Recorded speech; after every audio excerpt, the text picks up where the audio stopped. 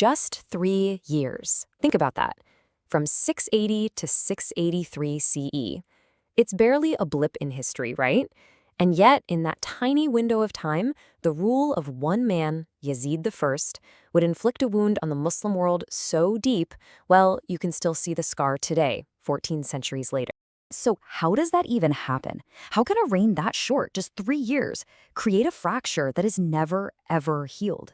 To get to the bottom of this, we've got to go right back to the beginning of his rule, to a single decision that basically changed everything.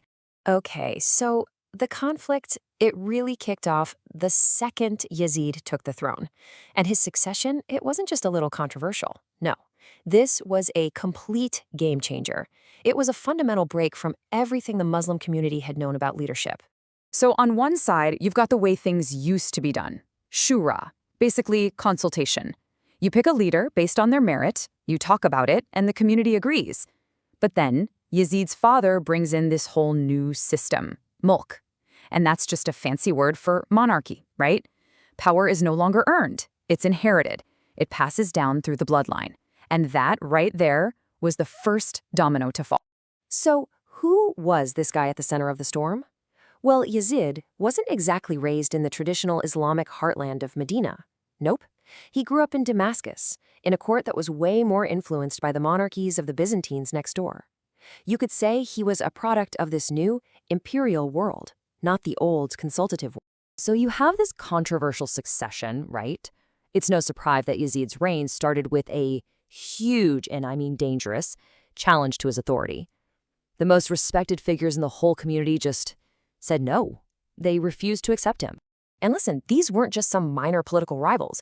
We're talking about the absolute moral and political heavyweights of the time. You have Husayn ibn Ali, the Prophet's own grandson. I mean, the moral weight there is immense.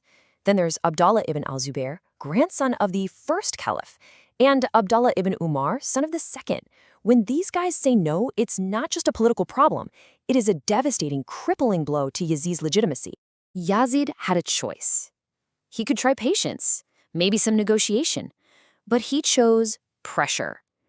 And that single decision, it led directly to the most defining, the most catastrophic event of his reign, an event that became the point of no return for the entire Muslim community. The year is 680 CE. Now, Husayn ibn Ali had received letters from the people of Kufa promising their support. So, believing he had their backing, he sets out with his family and a small group of companions to challenge Yazid's rule. But it was all a lie. It was a trap. Out on the plains of Karbala and what is now modern-day Iraq, Husayn, his family, and his tiny band of followers found themselves completely surrounded by Yazid's massive army. They were cut off from water, and the choice they were given was brutally simple: pledge allegiance to Yazid or die.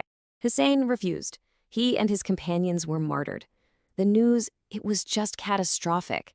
The Prophet's own grandson, killed by the army of a man who called himself caliph. I don't think we can even overstate the shock and the grief that rippled through the community after this. It was a wound that cut right to the very soul of Islam. And this event, Karbala, it cemented the division for good. For Shia Muslims, it became this foundational story of martyrdom, of standing up to tyranny. For Sunni Muslims, it's still this profound tragedy, a permanent stain on early history, even if there's debate about who's to blame directly. The point is, the community was now split in a way it had never been before. But Karbala, as horrific as it wasn't the end.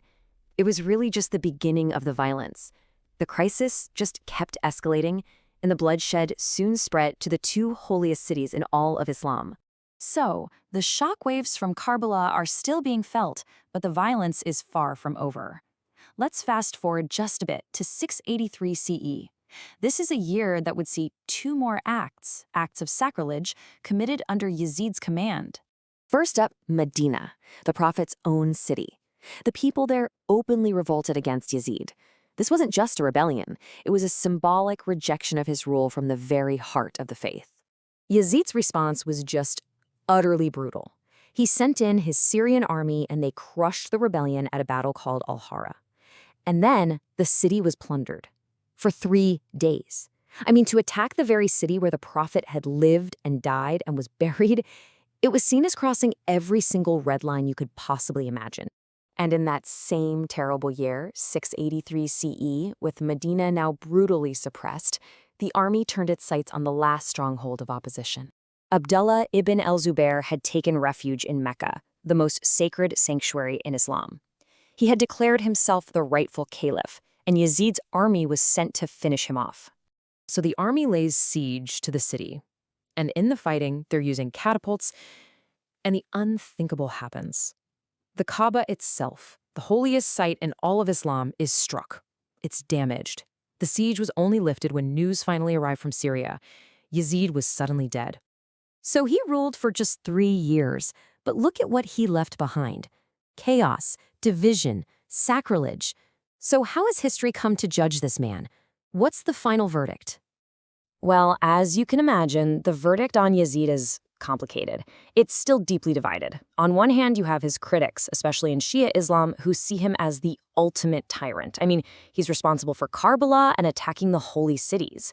Then you have his defenders who argue, look, he inherited an impossible situation and he had to act decisively to keep the state from falling apart.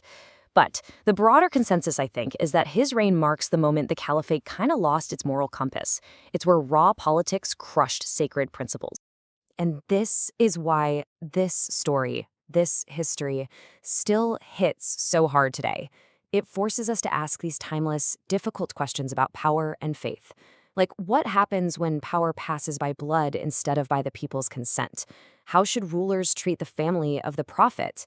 And maybe the toughest one of all, can political stability ever justify moral compromise? The reign of Yazid I, it doesn't give us any easy answers.